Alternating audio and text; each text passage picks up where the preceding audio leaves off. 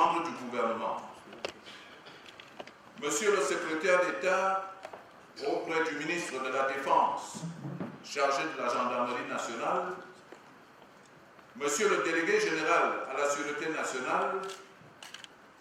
Madame et Messieurs les ambassadeurs, hauts commissaires et représentants des organisations internationales, Monsieur le général de corps d'armée, chef d'état-major des armées, Monsieur le gouverneur de la région du Centre, Monsieur le secrétaire général du ministère de la Défense, Mesdames et Messieurs les membres du conseil d'administration de l'EI-Force, Messieurs les officiers généraux, Mesdames et Messieurs les enseignants, Mesdames et Messieurs les officiers, sous-officiers, gendarmes et militaires du rang, particulièrement agréable de vous souhaiter une chaleureuse bienvenue et de vous accueillir dans ce majestueux cadre du Palais des Congrès de Yaoundé à l'occasion de la cérémonie de clôture du premier stage du diplôme d'état-major des forces de sécurité de l'EI-Force dans les domaines de la sécurité intérieure et du soutien à la paix. L'événement qui nous rassemble aujourd'hui, vous le savez bien, est à la fois une grande première et une originalité. En effet, la promotion du cycle d'état-major dont nous célébrons ce jour la sortie est la toute première du cycle court de la division de l'enseignement supérieur de notre institution. Cycle chargé de la formation d'officiers d'état-major, de la composante police de sécurité intérieure et des opérations de soutien à la paix. De même, dans l'histoire de la formation des forces de sécurité, elle constitue la toute première expérience regroupant de hauts cadres de police et de gendarmerie du Cameroun et de certains pays amis, unis autour des mêmes idéaux, ceux de la paix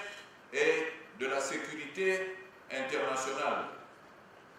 C'est dire, Mesdames et Messieurs, l'importance de la présente cérémonie dans le processus de montée en puissance de l'EI-Force, amorcé depuis quelques années. À titre de rappel, créé par décret en date du 22 mai 2008 du président de la République, l'École internationale des forces de sécurité, témoignage vivant de l'engagement du Cameroun au service de la paix et de la sécurité en Afrique et dans le monde, s'est vu assigner l'objectif de contribuer au renforcement des capacités des forces de police africaines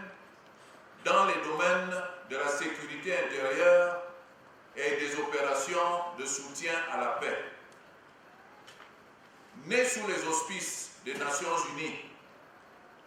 et grâce à l'accompagnement et au soutien du gouvernement français, l'EI-Force s'est engagé depuis lors dans une marche en avant irréversible qui lui a permis de se doter d'un concept thématique, d'un cadre juridico-institutionnel et d'un projet pédagogique,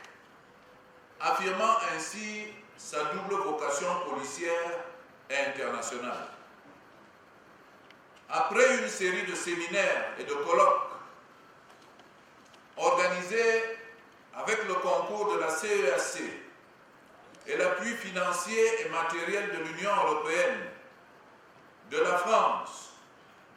de l'Empire du Japon, des États-Unis et de la République populaire de Chine, l'EI-Force s'attelle désormais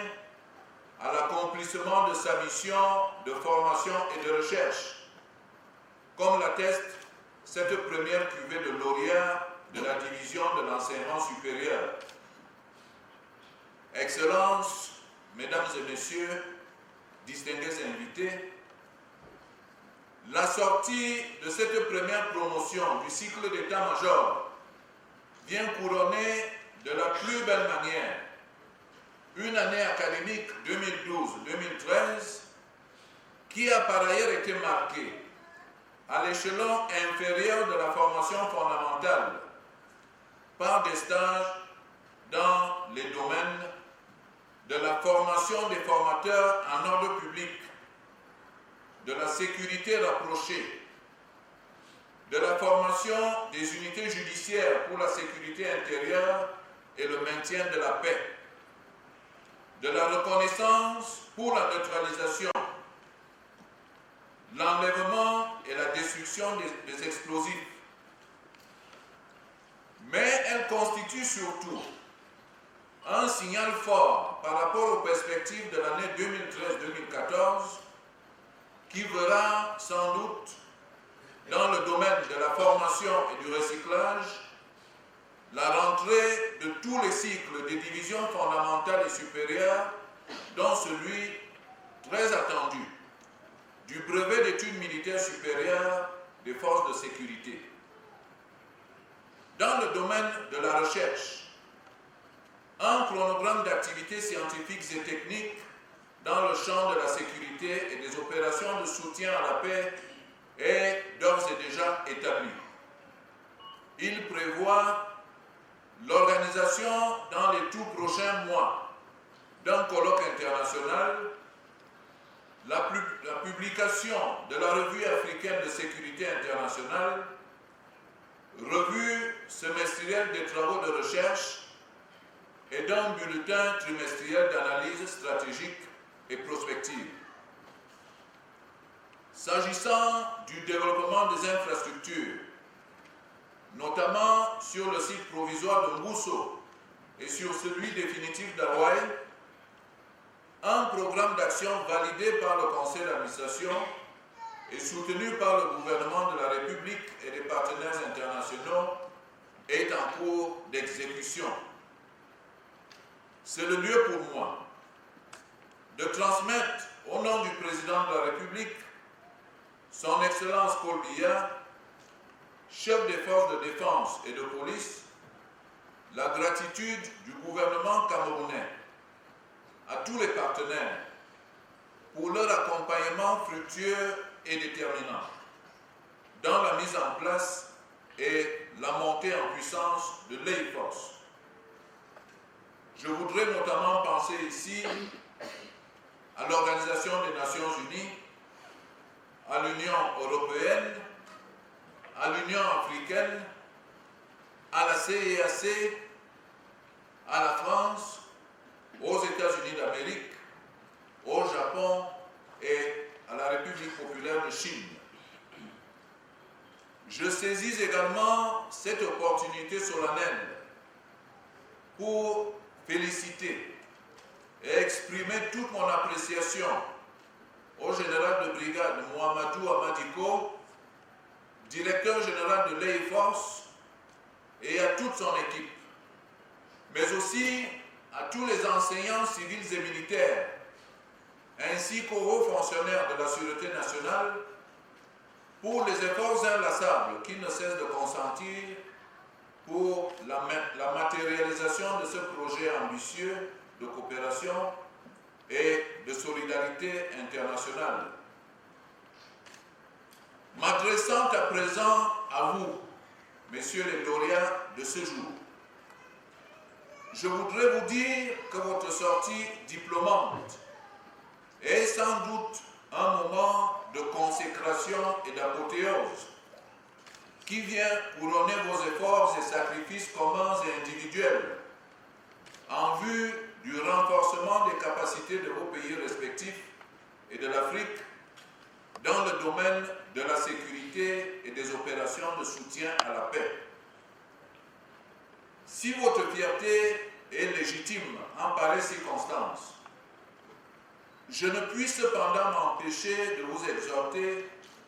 à ne point dormir sur vos lauriers, à rester vigilants à capitaliser et à renouveler sans cesse vos acquis pour demeurer efficace et efficient dans vos analyses et vos actions en faveur de la sécurité et de la paix. Ceci afin d'être partout et toujours les dignes ambassadeurs dont l'œil force a besoin pour son rayonnement international. Aux officiers supérieurs et aux fonctionnaires stagiaires de nos pays amis et frères, je voudrais vous redire que le Cameroun et ses forces de défense et de sécurité sont honorés que vous ayez choisi l'œil force pour entamer votre formation militaire supérieure. Je formule le vœu de vous revoir ici dans les mois ou années à venir pour le parachèvement de celui-ci, de cette formation qui s'achève, comme je le présume. Défendez donc à travers le monde le label d'excellence de cette institution et portez toujours plus haut le flambeau et les valeurs de paix et de sécurité qu'elle incarne. Il ne me reste plus qu'à vous souhaiter à tous et à chacun un bon retour dans vos pays et familles respectifs. Et si les souvenirs des merveilles de Yaoundé et d'Hawaï venaient à hanter vos mémoires, comme cela semble se lire sur vos visages, ne manquez pas de saisir la toute première occasion de revenir au Cameroun, ce pays qui est désormais le vôtre et dont, je l'espère, vous demeurerez les bons ambassadeurs partout où vous mèneront vos prochaines responsabilités. Vive l'École internationale des forces de sécurité, vive la coopération sous-régionale internationale, vive le Cameroun et son illustre chef, son Excellence Paul Biya, chef de l'État, chef des armées et chef suprême des forces de police. Je voudrais vous remercier de votre aimable attention.